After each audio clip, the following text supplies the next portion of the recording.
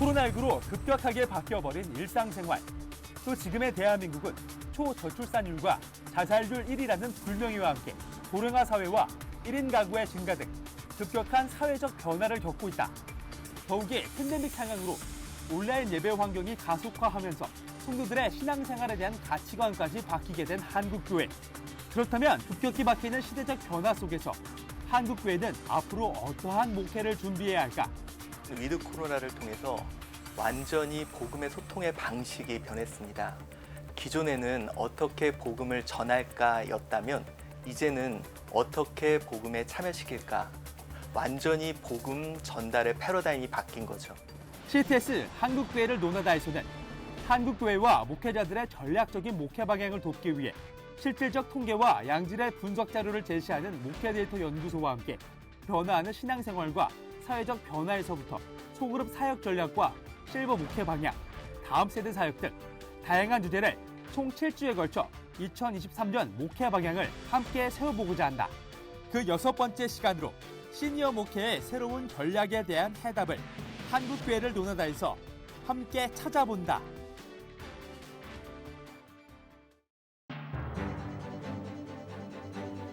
안녕하십니까. 한국교회를 논하다 진행을 맡은 박찬호 교수입니다.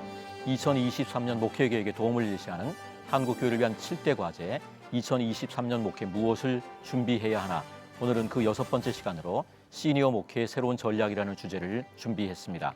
한국 사회의 가장 큰 사회적 변화를 꼽는다면 저출산 고령화에 따른 인구 변화가 아닐까 합니다.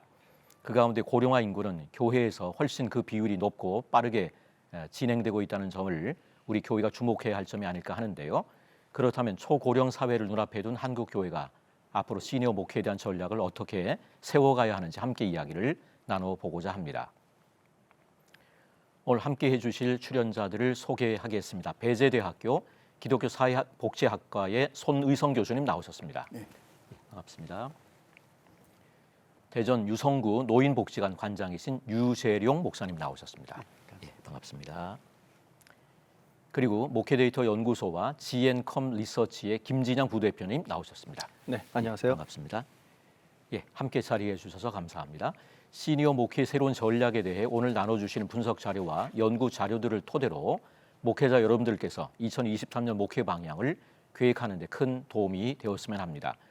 한국 사회의 가장 큰 변화로 나타나는 고령 인구의 수와 그리고 교회 안 고령 세대 비율이 어떤지 김진환 부대표님께서 한번 전해주시면서 이야기를 열어가겠습니다. 네, 통계청에서 2021년 장래 인구 추계를 한번 했는데요. 여기에 따르면 2022년 올해 우리나라 전체 인구가 한 5,100만 명 정도가 됩니다. 근데 이 중에 65세 이상 인구 비율이 한 18%, 815만 명 정도 되는데 전체 인구 중에서 65세 이상 인구가 차지하는 비중이 점점 많이 늘어나고 있습니다. 그래서 한 50년 후인 2070년에는 전체 인구 중에서 46% 정도, 거의 절반에 가까울 정도로 크게 늘어나고 있는 것으로 예상이 되는데요.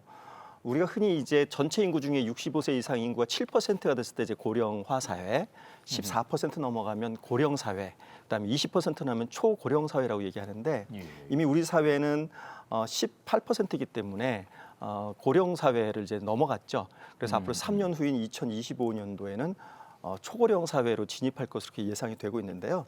우리나라의 이 고령화 추세는 그 세계적으로도 굉장히 그 높은 추세, 빠른 추세입니다. 그 다른 나라하고서 중위 연령을 한번 비교해 보면, 중위 연령이라고 그러는 거는 나이가 제일 많은 분부터 0세까지 중위 연령. 예. 네. 그 가운데 위치해 있다. 그래서 나이가 제일 많은 분부터 제일 어린 0세까지 쭉 나열해 놓고 가장 중간에 있는 연령대가 중위 연령대인데 올해 보면 우리나라는 45세가 되면 전 인구 딱 중간입니다. 근데 전 세계적으로 보면 30세거든요. 굉장히 격차 크죠. 중위 세대가 한 10년 이상 차이가 나네요. 네, 그렇습니다. 근데 이게 2070년도에 가면 우리나라 중위 연령이 62세. 그러니까 우리나라 전체 인구의 반은 62세가 넘고 반은 60세 이하라는 거죠. 그런데 전 세계 인구는 39세거든요.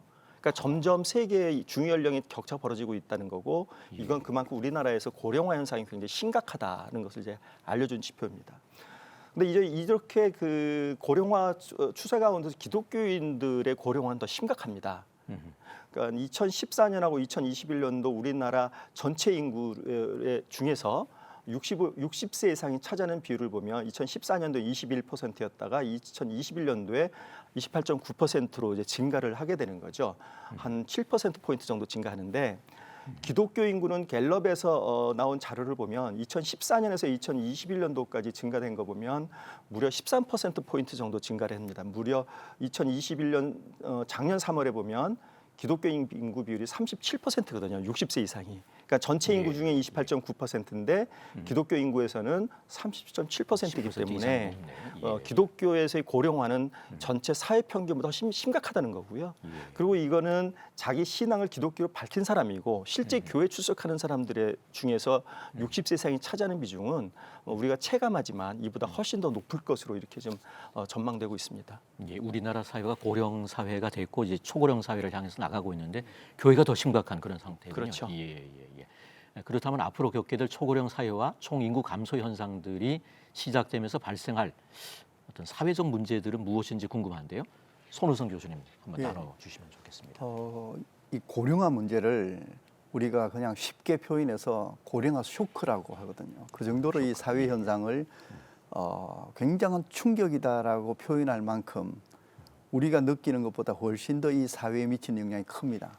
그러니까 노동력의 고령화 문제라든지 특히 부양 부담의 문제라든지 그다음에 사회보장 그 비용의 문제라든지 특히 사회보장 비용에 우리가 잘 아는 것처럼 뭐 지금 노인 인구가 14.7%쯤 차지한다라고 했을 때 건강보험 그 비용이 노인 세대가 25%가 넘거든요. 25%, 30% 그 사이에 왔다 갔다 하는데 그 정도로 그 노인 인구가 고령 인구가 많아지면 사회적 부담이 크고 특별히 우리나라가 대가족 중심에서 농경사회, 산업사회로 오면서 핵가족화 시대가 되면서 노인들을 부양하는 가족 중심의 부양 체계가 거의 무너지고 있거든요. 그런 점에서 노인 인구가 증가한다는 것은 노인 부양의 문제가 상당히 심각하게 다가오게 되고 이게 한국 교회로 따지면 한국 교회는 앞에서 우리 김진양 부대표님이 말씀하신 것처럼 교회는 더 심각해요. 왜냐하면 기독교인이냐 아니냐를 물었을 때와 실제로 교회 나가는 분들을 따지면 고령자들이 훨씬 많다는 거죠. 그런 점에서 이 고령화 쇼크가 한국 사회와 한국 교회에 미칠 영향은 우리가 상상하는 것보다 훨씬 크다라고 볼 수 있습니다. 예, 유재룡 목사님께서도 한번 이 부분을 나눠주시는 것 같은데요. 예. 네, 이제 우리의 그 고령 속도가 유럽이나 일본보다 더 빠르다는 데에서 이제 문제가 발생이 되는데요. 다른데 뭐 유럽 같은 경우는 한 100년 정도 걸리다 보니까 거기에 대한 준비를 할 수 있었다면 우리가 일본보다 더 빠른 편이거든요. 이제 일본 같은 경우는 이제 36년이었는데 우리나라는 지금 또 1년이 더 빨라져서 25년으로 돼 있습니다. 그러니까 문제가 발생한 것에 대해서 시기가 짧다 보니까 거기에 대비할 수 있는 이 정책들이나 이 준비가 안 돼 있는 채 우리가 논의를 맡기 때문에 그런 상황에서 이제 더 문제가 크다고 보고요. 여기에서 이제 몇 가지 단어들만 좀 뽑아내면 1인 가구와 이제 후기 노인들이 갑자기 많아지고 후기 있기 노인, 때문에 후기 노인은 또 뭐 80세 이상의 노인들, 80세. 뭔가 돌봄이 예. 필요한 노인들이 예. 급증하고 있기 때문에 그분들이 가지고 있는 어떤 경제적 어려움, 만성 질환, 또 사회적 관계, 또 고독사 이 복합적인 문제들을 그분들이 가지고 있습니다. 그러니까 그분들을 돌봐야 되는데 그 돌봄의 체계들이 아직도 갖춰지지 않기 때문에 한국 교회뿐만 아니라 한국 사회 전체가 이 문제로 굉장히 어려움을 겪을 것 같고요. 또 하나는 우리가 전에는 평균 수명이 적을 때는 뭐 10년 정도 더 살고 이제 죽는다 이렇게 가정했지만 지금 30년 더 사니까 이 10년에 대비했던 이런 정책과 제도가 30년이라고 하는 것을 잘 살아갈 수 있는 제도로 만들려고 하면은 거기에 대한 투자나 이런 것들 엄청 많은 데 비해서 우리 한국 사회는 그 30년을 살아갈 수 있는 어떤 그런 준비들이 제도나 이런 것도 준비가 안 돼 있다 하는 것이죠. 그러니까 개인적으로나 사회적으로 정부 국가적으로 굉장히 어려움을 겪게 되고요. 또 하나는 그 이제 노노부양입니다. 노인된 자녀가 노인된 부모를 모셔야 되는 이게 이제 굉장히 큰 사회적 문제. 베이비붐세 노인이 된 세대면 세 가구 중 한 가구가 그렇게 되어지면 자녀 세대도 양육해야 되고 부모 세대도 모셔야 되는 그러니까 샌드위치에 낀 세대라고 하죠. 그 낀 세대가 갖게 되는 그 부양의 문제들은 지금 심각한 문제를 가지고 있습니다. 그렇기 때문에 이런 문제를 어떻게 이제 앞으로 지혜롭게 가야 되는 문제가 있고요. 또 이제 고령층으로 가면서 신규 새롭게 생기는 문제들도 있거든요. 말하자면 후기 노인 부부 부양 문제. 부부가 두 사람만 살면서 후기 노인이 서로 돌보지 못하니까 예. 그런 문제들, 그다음에 황혼 육아 문제, 또 노후가 되면 파산이 되는 문제, 또 이제 죽어도 무덤을 찾지 못하는 그 무덤 난민 시대 이런 용어들이 이제 앞으로 우리 시대에 대두되리라 생각이 듭니다. 예. 아까 10년, 30년 말씀하신 거는 은퇴 후 10년, 뭐 은퇴 후 이제 길어진 거를 길어진 말씀하신 평균 거예요. 수명이죠. 예, 네. 예. 예, 지난 2022년 OECD 회원국 중에 우리나라가 노인 빈곤율 1위인 동시에 노인 자살률 1위 국가라고 하는 불명예스러운 이관왕을 차지하기도 했는데요. 우리나라는 아직도 노인 복지에 대한 만족도가 낮은 편이 아닌가 싶은데 고령화 사회에 진입한 우리 한국 사회의 노인 복지에 대한 현황들에 대해서 조금 더 소개를 해주시면 좋을 것 같습니다. 네, 유재민 목사님. 우리 그 나라의 그 노인 복지는 노인 4가지 고통이라고 그러죠. 빈곤, 질병, 고독, 무의. 무의는 이제 역할 상실이라고 보는데요. 역할상실. 예. 빈곤의 문제를 해결하기 위해서는 정부가 기초연금이라든지 연금제도라든지 또 노인 일자리, 또 노인을 위한 할인제도 뭐 이런 걸 통해서 좀 제도들이 만들어지고 있고요. 질병을 위해서는 노인 요양제도라든지 건강진단 또 그 의료 개안수술 같은 것들을 통해서 또 이렇게 그 건강을 위해서 프로그램들이 있고 또 고독한 그런 문제를 해결하기 위해서 노인복지관이라든지 경로당이라든지 또 노인교실 이런 걸 통해서도 이제 그런 문제들을 해결하고 있고요. 또 아까 말씀드린 역할 상실에 대한 부분들은 그 어르신들이 자원봉사 활동을 통해서 어르신들이 그런 역할들을 찾아갈 수 있도록 하고 있습니다.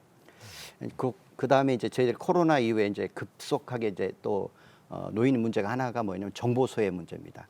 어르신들이 정보에 그런 소외가 되어서 정보로부터 얻을 수 있는 그런 서비스를 받지 못해서 어려움을 겪는 어르신들이 많았기 때문에 코로나 이후에 이제 이런 정보의 소외로부터 활성화하기 위해서 줌이나 유튜브, 컴퓨터 교육들이 더 활성화되고 어떻게 있습니다. 활용하는지 그런 네네. 가르치는 그런 시간들이 네, 필요하고. 그렇지만 이제 이런 기초적인 어떤 기본 틀은 잡혀 있지만 그러나 그것이 지금은 충분하지 않다.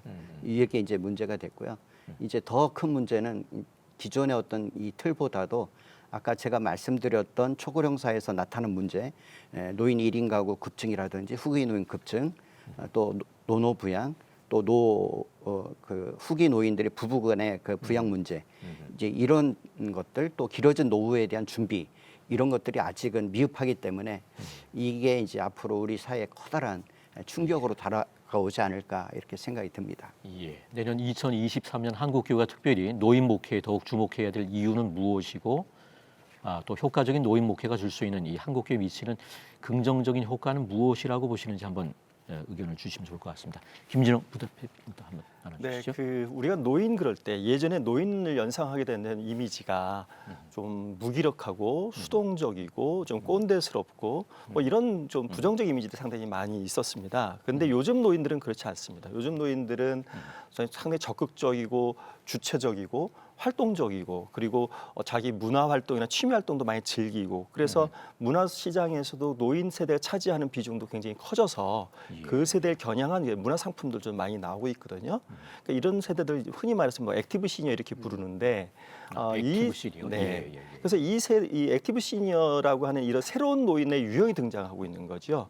그렇기 때문에 이 기존에 갖고 있던 노인에 대한 생각에 바탕을 둔 접근 자체가 상당히 한계를 느끼고 있다는 것이 현재 그 노인 목회에 주목할 점으로 이제 나타날 수 있는 점이고요. 그리고 이제 교회 다수가 노인이 되면서 노인들이 행복해 교회 총량이 행복의 총량도 늘어날 수 있는 거가 되는 거죠. 예, 그래서 노인 목회가 이런 점에서 상당히 주목받아야 되고 중요하게 좀 다뤄져야 된다. 뭐 그런 생각입니다. 예, 2023년 목회 방향을 계획하는데 참고할 주제와 자료들을 제공해서 목회 실질적인 도움을 제공하고자 마련한 한국교회를 위한 7대 과제 2023 목회 무엇을 준비해야 하나 그 6번째 시간으로 시니어 목회의 새로운 전략에 대한 이야기를 나누고 있는데요.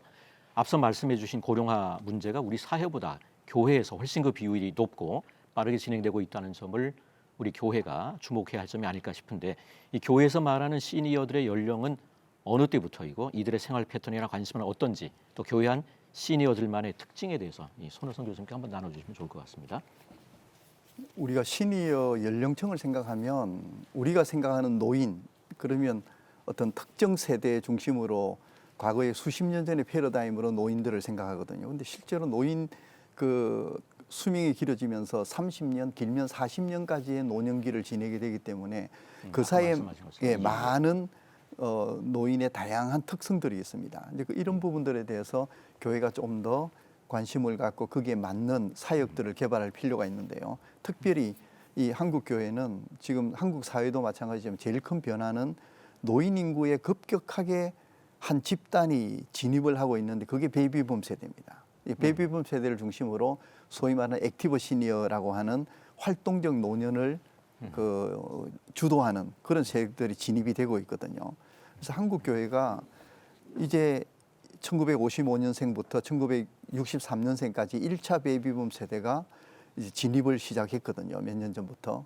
그러면 굉장히 많은 그 급격한 노인 인구 집단이 한국 사회와 한국 교회로 진입을 하게 되는데 거기에 대한 그 사역 준비가 안 돼 있으면 이분들이 어디에 가서 자신들의 노년을 헌신하고 투여할 것인가 이런 걸 생각해 볼 때 이런 변화되는 노인 인구의 그 구조와 특성들을 알아야 되고 그리고 과거에는 남은 여생이 얼마 되지 않기 때문에 편히 계시다가 하나님의 부름 받아서 가는 패러다임이었다면 지금은 적극적으로 사회 참여하고 활동하고 노년을 활동적으로 보내는 것에 초점이 있기 때문에 이런 어떤 특성들을 가지고 있는 노인들의 특성을 한국 교회가 고려를 해야 된다라고 생각합니다.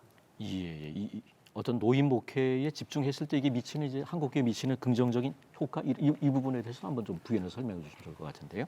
예. 과거에 교회학교를 한국 교회가 주도함으로써 예전에 그 여름 성경학교 같은 모델들이 한국 사회에 굉장히 많은 영향을 미쳤거든요. 아동 교육뿐만 별로 아니라 놀거리가 없는 아이들이 막 교회로 그래서 몰려드는. 교회가 이런 시니어 사역을 주도적으로 하면 아직까지 아까 말씀하신 것처럼 고령 사회에서 초고령 사회 가는 것도 대한민국의 OECD 국가 중에 최고거든요. 7년 만에 진입을 하게 됩니다. 일본이 제일 빨랐던 일본이 10년인데 우리는 7년일 정도로 준비하지 못한 상태에서 가니까 그런 어떤 조건 하에서 한국 교회가 빨리 준비를 하고 시니어들을 위한 다양한 프로그램들을 만들고 사역할 수 있는 걸 하면 그게 한국 사회에 큰 기여를 하게 되고 한국 교회의 신뢰를 받을 수 있는 또 하나의 그 해법을 제시해 줄 수 있는 게 시니어 사역이 아닌가 생각합니다. 주일학교 사역에 한국 교회가 주도를 집중했던 것처럼 이 시니어들이 점점 많아지는 이 시대 가운데 노인 목회에 대한 그런 필요들이 굉장히 절실하게 요청되는 것 같습니다. 이 교회 안 시니어들의 신앙생활에 대한 생각과 관심사는 어떤 것으로 조사됐는지 김진양 부대표님 좀 나눠주시면 좋을 것 같습니다. 네, 지난 8월에 고령교인 신앙의식 조사를 한 게 있는데 그 결과를 보면 요즘에 관심사가 뭐냐라는 질문에 대해서 종교나 신앙생활의 관심사다 이렇게 응답한 비율이 52%, 개인적인 본인의 건강에 이어서 두 번째로 관심사로 나타났는데요. 종교 신앙생활이 두 번째로 중요한 관심사로 나타나게 된 그 이유는 노인이 되면서 이제 인생을 돌아보고 정리해야 되는 그런 시간을 갖게 되는 측면이 한 가지 있고요. 그리고 이제 사회에서 직장에서 은퇴를 하면서 시간이 좀 많이 남는 거죠. 네, 그러면서 그 남는 시간들을 교회 중심으로서 사용을 하게 되는 이런 현상들이 있는 것이 이제 그런 배경으로 보여지고요. 그리고 그 자기가 속해 있는 교회의 소속감들을 좀 많이 갖고 있는 겁니다. 그러니까 교회 중심으로 생활하다 보니까 다른 연령대에 비해서 매우 강한 소속감 갖고 있다는 비율이 거의 반 정도 높죠. 그래서 시니어 세대들의 어떤 이런 신앙생활에서 첫 번째 특징이 이처럼 교회 중심적 생활을 한다는 것이 첫 번째 특징이고요. 두 번째 특징은 교회에서 노령 세대가 갖고 있는 측면에서의 어떤 소외감과 위축감을 느끼고 있다는 점이 좀 나타나고 있습니다. 교회에서 젊은 사람이 모인 곳에 가면 눈치가 보인다. 이런 질문에 대해서 38.1% 10명 중에 4명이 동의를 하고 있는 거죠. 그러니까 특별한 이유가 아니라 단지 나이 들어가는 이유 때문에 젊은 사람들 갔을 때 눈치가 보이는 이런 현상. 교회가 자기 생활의 중심임에도 불구하고 교회에서 오히려 위축감과 소외감 느끼는 이런 점들이 좀 문제점으로 나타나고 있는 거고요. 그다음에 이제 세 번째 특징은 교회 생활을 하더라도 좀 적극적으로 하고 싶다 이런 특징을 좀 많이 보이고 있습니다. 직분 은퇴 이후에 교회 역할을 어떻게 하고 싶냐 이렇게 물어봤더니요. 건강이 허락하는 한 교회에서 주어진 사역을 적극적으로 하고 싶다가 50%입니다. 그러니까 직분을 은퇴했지만 아직 나는 육체적으로, 영적으로, 정신적으로 건강하기 때문에 뭔가 하고 싶다 이렇게 생각하는 비율이 굉장히 높고 그래서 심지어 교회에서 은퇴했더라도 여전히 교회 정책 결정에 참여하고 싶다 이렇게 응답한 비율이 39.6%인 거죠. 그러니까 이분들은 교회에서의 어떤 은퇴 때문에 교회의 어떤 사역 그리고 정책 결정에 참여하지 못한 한계가 있지만 그러나 이런 한계에 있음에도 불구하고 나는 하고 싶다. 그리고 그런 여건이 된다. 이런 걸 보이고 있습니다. 이 부분을 교회가 굉장히 주목을 해야 될 것 같습니다. 뿐만 아니라 고령 교인들을 위한 여러 가지 교회 프로그램이 있는데 이 프로그램에 참여할 의향이 있느냐 이런 질문에 대해서도 70.1% 다수가 참여할 의향을 보이고 있는 거죠. 네, 이런 점을 보면 고령 세대를 위해서 교회에서 그들을 위한 프로그램들을 개발해야 될 필요성도 제기된다고 보겠습니다. 예. 손희성 교수님 이 예. 부분 관련해서 한 말씀 해주시죠. 굉장히 중요한 조사 결과들을 보여주셨. 물론 그 중에 일부만 이제 소개를 해주셨지만 저 분석 결과들을 쭉 보면서 제가 든 몇 가지 그 한국 교회 시니어들의 특징이라고 하면 요약해 보면 첫째는 나이에 구애받지 않는. 그러니까 우리가 생각할 때 예전 분들 이제 얼마 안 남았다라고 하는데 지금 고령자들은 시니어들은 나이에 크게 신경 쓰지 않고 건강이 허락되면 내가 몇 살이든 상관없이 활동하는 걸 좋아하시는 거. 그다음에 평생 현역 개념. 내가 뭐든 해야 된다. 과거에는 뭐 그냥 소일거리 하면서 적당히 시간 보내면 되지 이런 생각이 많았다면 지금은 그런 분들이 점점 적어져요. 아까 무의를 말씀하셨는데 그래서 뭐든 예. 평생 현역처럼 내가 할 일이 있으면 하겠다는 의지가 저 조사 결과에서 많이 나오고 있고요. 점점 그리고 욕구가 많아진다는 거죠. 프로그램이 단순한 뭐 재미있게 해주고 즐겁게 해주고 식사 대접해주는 이런 몇 가지가 아니라 욕구가 다양해요. 이런 저런 그만큼 의지가 있다는 거고 활동력이 있다는 거고 이런 욕구들에 맞는 사역을 교회가 이제 제공을 해야 될 때다라는 걸 저 조사 결과에서 엿볼 수가 있습니다. 예. 그러면 주중과 주일 등 교회 안에 시니어 교인 대상으로 할 수 있는 이 프로그램들 어느 정도로 진행이 되고 있는지 그 부분을 한번 나눠주시면 좋을 것 같습니다. 저는 이제 현장에서 이제 노인 대학이나 여러 이제 교회들 좀 다니면서 이제 평가도 하고 이렇게 해봤는데요. 지금 현재 한국 교회에서 이루어지고 있는 프로그램들은 좀 단순하고 이례적이면서 이제 그 하루하루의 현재성에 더 초점을 두는 그런 프로그램들이 많아지고 있었다라고 하는 것이고요. 이제 이렇게 할 수밖에 없는 게 어떤 열악한 교회 재정의 문제도 있을 수 있지만 한국 교회가 이제 이런 고령화의 어떤 충격에서 우리가 좀 변화해야 된다라고 하는 인식은 좀 가지고 있음에도 불구하고 그러나 어떻게 우리가 대처해야 될지 그런 녹회 전략에 대한 부분들은 좀 약한 것 같습니다. 그리고 이제 앞으로 초고령 사회가 됐을 때 초고령 사회로 말미암아 우리 사회가 어떤 영향이 있고 어떤 문제들이 닥쳐야 될 건지 이에 대한 그런 문제들에 대한 분석도 적고요. 또 그런 우리 목회 현장에 전달되는 지식이나 정보 체계가 체계적이지 못하다 보니까 그 다양한 준비들을 아직 못하고 있는 형편에 지금 우리 교회들이 있다라고 좀 보여지고 있고요. 또 제가 이제 이렇게 교회 그 목회 노년 목회에 대한 어떤 지원을 하려고 이제 노력을 하는데 이 우선순위가 다음 세대에 관심이 있지 이 그 노년 이 베이비붐 세대에 대한 관심들이 굉장히 적다 보니까 후순위로 밀려 있는 것들을 제가 느끼게 됩니다. 그래서 이제 앞으로는 우리가 좀 더 발전을 하려고 한다고 하면 이제 소그룹별로 특히 아까 그 손 교수님께 말씀해 주신 대로 베이비붐 세대들이 가지고 있는 그런 역량들을 잘 각색을 해서 디자인을 해서 교회와 사회에 기여할 수 있는 그런 방향으로 이 노년 목회 전략이 좀 변화해야 될 것 같고요. 교회가 이제 앞으로 초고령사가 됐을 때 교회에 어떤 영향들이 있는지 이런 것들을 좀 더 분석을 해서 그 교회에 맞게 선택적으로 대응 전략들, 목회 전략이 좀 필요할 것이다 이렇게 보고 있습니다. 이전에도 이제 노인 대학이나 뭐 이런 거 좀 있었던 것 그렇죠. 같은데요. 있었죠. 요즘은 또 어떤 식으로 또 이렇게 진행이 되고 있는지. 지금 예. 노인 대학이 코로나 때문에 다 문을 중단이 되고. 닫았습니다. 예. 그래가지고 지금 그 예. 교회들이 문을 닫았고 이제는 그 노인 대학들이 어느 쪽으로 가고 있냐면 소그룹으로 이제 대그룹을 하는 것보다는 소그룹으로 지금 전환이 됐고 그다음에 이제 어르신들에게 이제 일방적이었던 지금은 이제 상호 소통할 수 있는 그런 이제 그 선택적 이제 선택해서 그 프로에 참여하는 그런 쪽으로 지금 진행되고 있고 또 그런 쪽으로 가고 있는 것 같습니다. 예. 코로나19 이후 빠른 사회적 변화를 겪게 되면서 시니어 목회에 대한 새로운 전략들이 필요하리라 보여집니다. 한국 교회에서 시니어 목회를 위해 준비해야 될 가장 중요한 부분이 무엇이라고 보시는지 한번 김진랑 부대표님부터 나눠주시죠. 네. 교회에서 이제 그 시니어 목회로 제공해줘야 될 것들을 찾을 때 이제 중요한 거는 이제 결국 수요자, 고령 교인들, 노인들이 교회에서 무엇을 바라는지 이 부분을 이제 파악해 보는 게 중요하다고 생각이 됩니다. 그래서 이 부분을 좀 조사를 해봤더니요, 가장 크게 응답된 게 그 같은 나이대 교인들과의 그 소그룹 활동을 이제 가장 많이 원하고 있습니다. 아까 말씀하셨던 소그룹 네, 그렇습니다. 이게 46.9% 거의 절반에 가까운 분들이 이제 이 응답을 했고요.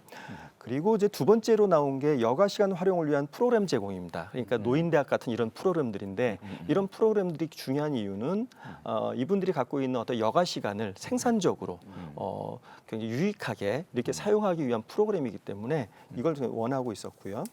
그리고 세 번째로 원하고 있던 것들은 교회에 도움이 되는 활동, 사역 기회를 부여해달라. 24.1%였고요.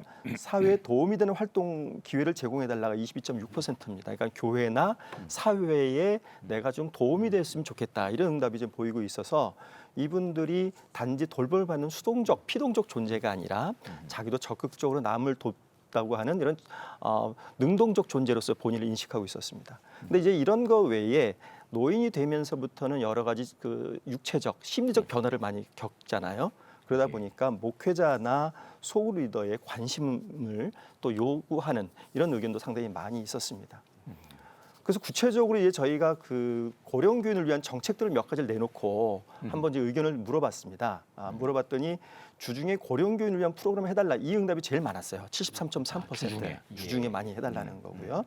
근데 앞에서도 말씀하셨지만 근데 이런 프로그램들이 지금까지 굉장히 단순했고 노인들을 굉장히 그 수준이 낮은 사람으로 생각하는 것처럼 아주 그 기초적인 것들만 다뤘는데 이제 이런 프로그램들이 좀 더 새로운 프로그램, 지금과 좀 다른 이런 차별화된 프로그램을 해달라 이렇게 응답한 비율도 66.7%로 나와서 굉장히 높았습니다. 뿐만 우리가 아니라 뭐 생각하면 보통 이제 가라오케 놓고 뭐 노래 부르고 그렇죠. 뭐 춤추고 뭐 이런 정도인데 네, 그 정도 갖고는 안 된다는 거죠. 좀 더 의미 있는 그런 활동들을 원하군요. 그렇습니다. 예. 네, 그리고 또 중요한 것들이 이제 교회 고령 노인들을 위한 전문 사역자를 더 달라는 응답률도 높았고요. 전문 사역자. 네, 예. 왜냐하면 이들도 여러 가지 특성이 있는 거죠. 그러니까 사춘기만 굉장히 그 중요한 시기가 아니라 노인이 돼서 겪는 여러 가지 심리적, 육체적 변화를 이해하고 접근할 수 있는 사람, 이 사람이 필요하다는 응답인 거죠. 그리고 노인들을 위한 소그룹을 해달라는 것도 있었고, 심지어 별도 교구, 노인 교구를 편성해달라는 응답들도 절반에 가까운 사람들이 응답을 해서 이 부분도 굉장히 필요한 그런 교회의 어떤 정책으로 등장하고 있습니다. 예. 손희성 교수님께서 예, 조금 지금 말씀하신 내용에 중요한 부분이 있어서 조금 이제 부연을 하자면 소그룹에 대한 이야기를 하셨는데 노인 복지에서도 이 소그룹이 굉장히 중요한 부분이 노년기가 되고 특히 포스트 코로나와 같은 이런 이제 시대를 맞이하면서 사회적인 네트워크 관계망들이 약화가 돼요. 그래서 이분들이 뭔가 의지하고 기대고 도움을 받을 수 있는 그런 네트워크인데 큰 게 아니라 소그룹으로 그게 이루어지는 게 좋습니다. 그러니까 소그룹이라는 부분들은 어떤 사회적인 관계망을 제일 취약한 노인들이 취약한 관계망을 보완해 주는 것도 있지만 아까도 말씀드린 것처럼 노인들의 욕구가 굉장히 다양해요. 프로그램 아까도 60% 이상이 불만족한다. 그건 다양하지 않다는 거거든요. 그러려면 소그룹으로 다양한 것들을 제시해야 되는데 미국의 필라델피아인가 시니어들만 모이는 교회가 있는데 300명이 안 되는 교회인데 소그룹이 50개가 넘게 있어요. 그 말은 누구라도 시니어들이 오면 교회 소그룹 중에 자기가 원하는 거 한두 개는 찾을 수 있을 만큼 다양한 게 있다는 거죠. 즉 앞으로는 한국 교회가 이제 그런 다양한 시니어들의 특성에 맞는 사역들과 소그룹들, 그리고 소그룹을 통해서 코로나와 팬데믹과 같은 이런 상황에도 뭔가 네트워크에 있어서 챙겨줄 수 있는 이런 시스템이 있어야 되고, 프로그램도 같은 맥락에서 노인들의 욕구가 우리가 생각하는 것보다 굉장히 다양해요. 아까 말씀하신 것처럼 몇 가지만 우리가 70년 개신교는 정릉교회부터 70년에 노인대학, 경로대학이 만들어졌는데 지금까지도 큰 차이가 없이 오고 있어요. 그 패러다임이. 그러니까 노인 문화, 노년 문화는 많이 바뀌어서 뭐 몇십 년이 앞서가는데 수십 년 전의 패러다임으로 노인대학, 경로대학을 하고 있고 프로그램도 다양하지 않고요. 집체 교육 중심으로 가고. 이제 그래서 그런 부분에서 조금 한국 교회가 더 노력을 하고 신경을 써야 될 게 아닌가 생각합니다. 유재정 목사님도 한번 나눠주시죠. 한국 교회에서 시니어 목회를 위해서 준비할 때 가장 중요한 부분 뭐라고 생각하시는지 한번. 네, 저는 우리 그 한국 사회뿐만 아니라 한국 교회가 노년에 대한 부정적 인식을 좀 긍정적 인식으로 바뀌어야 된다라고 하는 것이 먼저 필요할 것 같습니다. 왜냐하면 내가 인식한 대로 행동하기 때문에 우리가 부정적으로 되면 부정적으로 노인들 대하고 그러기 때문에 이제 문제가 되고요. 우리가 긍정적 인식을 할 때 우리가 그 노인들에 대해서 긍정적으로 대하게 되거든요. 그런 인식의 전환이 이제 우리 사회 속에서 먼저 좀 일어나야 된다라고 하는 것이고요.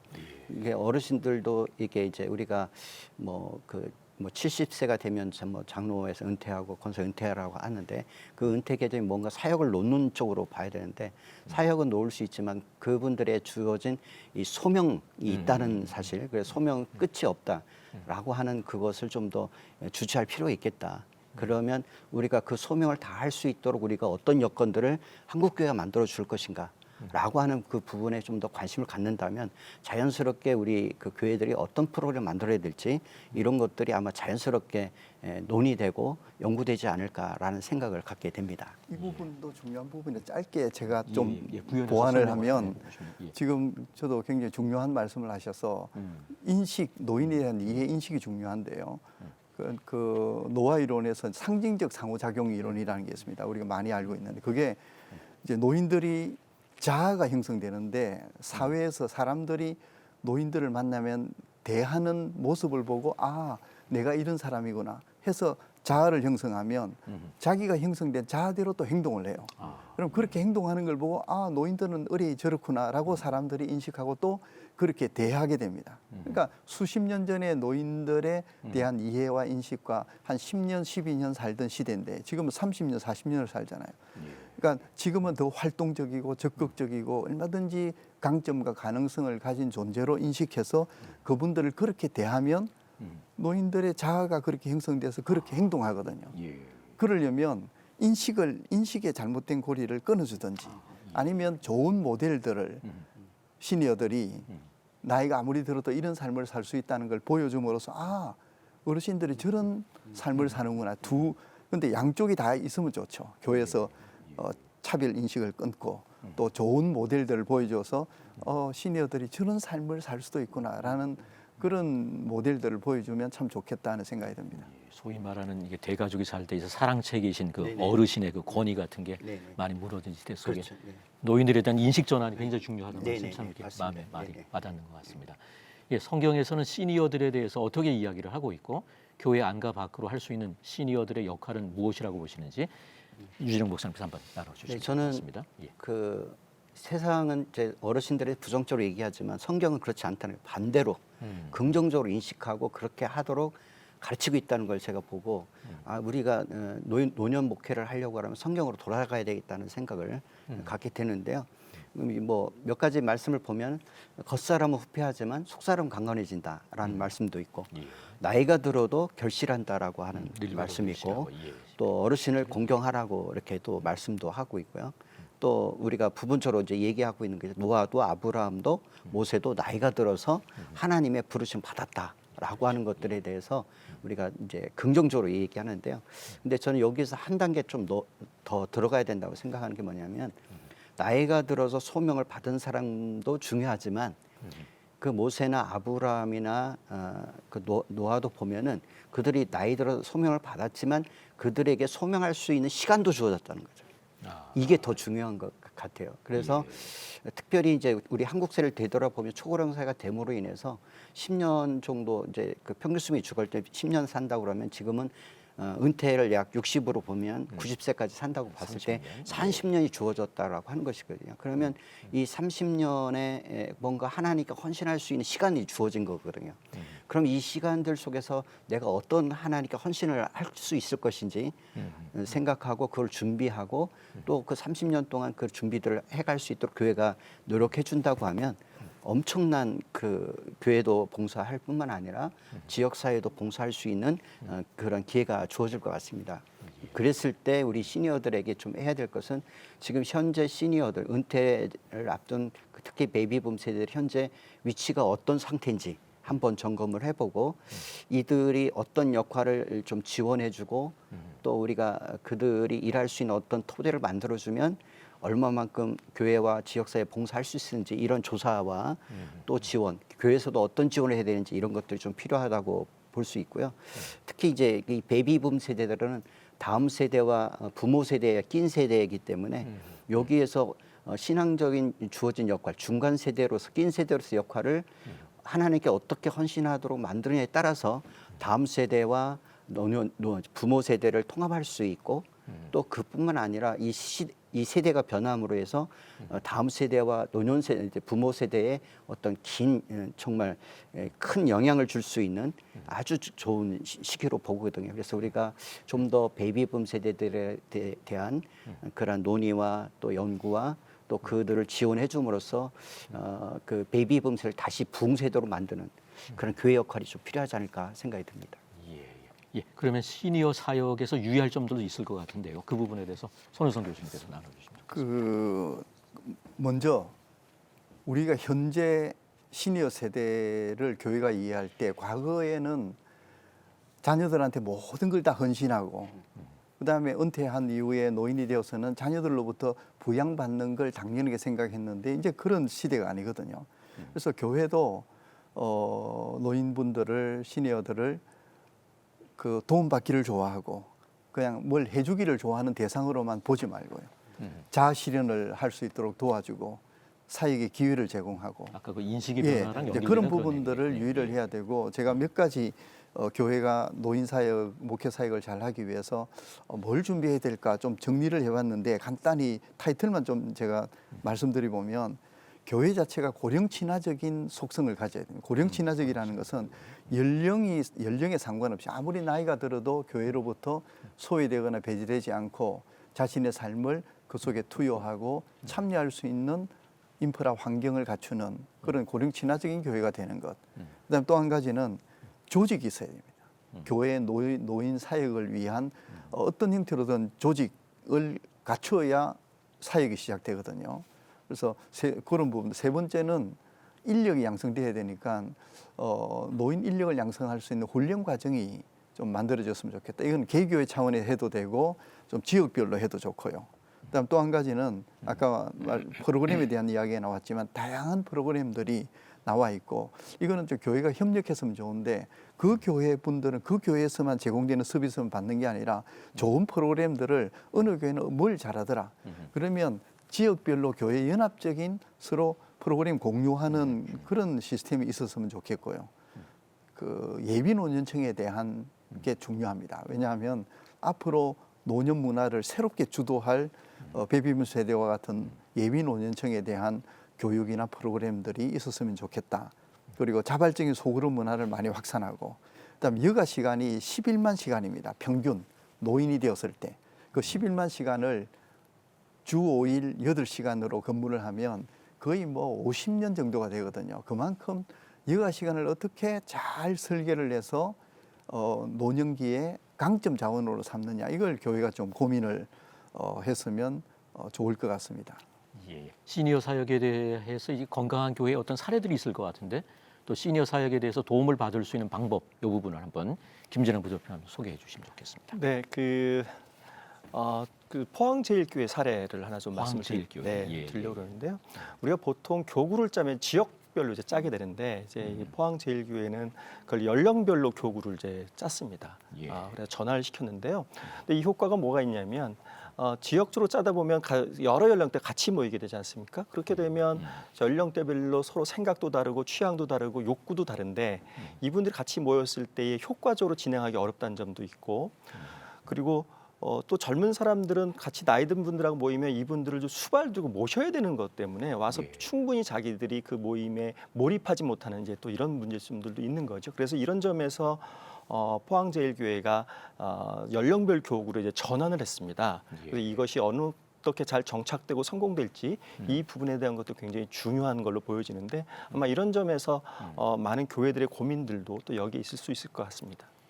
예, 오늘 세 분의 말씀을 통해 엔데믹 시대에 새로운 목회의 핵심 사역인 시니어 목회의 중요성과 새로운 방향에 대한 이야기들을 들을 수 있는 유익한 시간이었습니다. 시니어 사역에 더욱 힘쓰고자 고민하시는 목회자들에게 또 2023년 목회를 준비하는 모든 목회자들과 한국교회를 위해서 한 말씀씩 부탁드립니다. 김진학 부장님 짧게 한번 좀 나눠주시면 좋겠습니다. 저희가 고령 노인들이다 하지만 이 안에도 그 경제적, 학력 그런 특성 차이가 굉장히 많이 있습니다. 그래서 그런 것들에 대한 세밀한 이해를 가지고 접근을 하는 것이 필요하지 않나 생각입니다. 예, 유재룡 목사님께서도 한번. 네, 저는 이제 한국교회가 가장 중점을 둬야 될 것이 30년에 대한 은퇴하고 90세 살아가는 30년에 대한 이 부분을 어떻게 그 베이비붐 세대가 헌신할 수 있도록 만들어 주느냐가 한국교회가 부흥하느냐 안 하느냐 결정되어진다고 저는 보고 있습니다. 그래서 그 교회도 헌신하고 지역사회도 헌신할 수 있는 그런 기회 제공이 무엇보다도 필요하다고 봅니다. 예, 손희성 교수님께서 예. 말씀. 그 노년학교에서는 이미 1980년대 성공적 노화라는 개념을 가져오면서 노화에 대한 패러다임이 이미 바뀌어가고 있고 이미 바뀌었는데요. 한국교회가 거기에 좀 맞춰서 노인들의 특성과 속성이 바뀐 걸 인지하고 거기에 맞는 사역을 했으면 좋겠다. 그다음에 아까 고령화 쇼크라고 하는 것처럼 한국교회는 더 큰 충격을 받을 겁니다. 왜냐하면 고령화 정도가 더 높고 예. 특히 대도시를 제외해 놓고는 고령화율이 지방으로 가면 50%가 넘습니다. 그런 점에서 굉장한 충격이 올 텐데 이 사역을 우리가 잘 감당하면 오히려 기회가 되고 더 성장할 수 있는 그런 어떤 그 새로운 모멘텀이 되지 않을까 그렇게 생각합니다. 예. 오늘 CT에서 한국교회를 논하다에서는 한국교회를 위한 7대 과제 2023년 목회 무엇을 준비해야 하나 그 6번째 시간으로 시니어 목회 새로운 전략에 대한 귀한 말씀들을 들어보았습니다. 아브라함과 모세처럼 노년의 때야말로 어떤 시기보다 하나님을 가장 깊이 경험할 수 있는 시기가 아닐까 생각해 봅니다. 우리 교회부터가 노인 스스로가 수동적이고 부정적이라고 하는 그런 어떤 인식을 떨쳐버리고 노후에도 희망과 기대를 가지고 활기차게 살아갈 수 있도록 돕는 영향력 있는 목회에 집중할 수 있기를 함께 응원해 봅니다. 다음 주는 마지막 7번째 시간으로 MZ세대와 다음 세대를 위한 사역 전략에 대한 주제로 찾아뵙겠습니다. 한국교회를 논하다 오늘 순서 여기서 마칩니다. 시청해 주신 여러분 고맙습니다. 이 프로그램은 여러분의 미디어 선교 후원으로 제작되었습니다. 선교는 사명, 후원은 동역. 당신도 복음을 전할 수 있습니다. 선교 후원 02-6333-1003번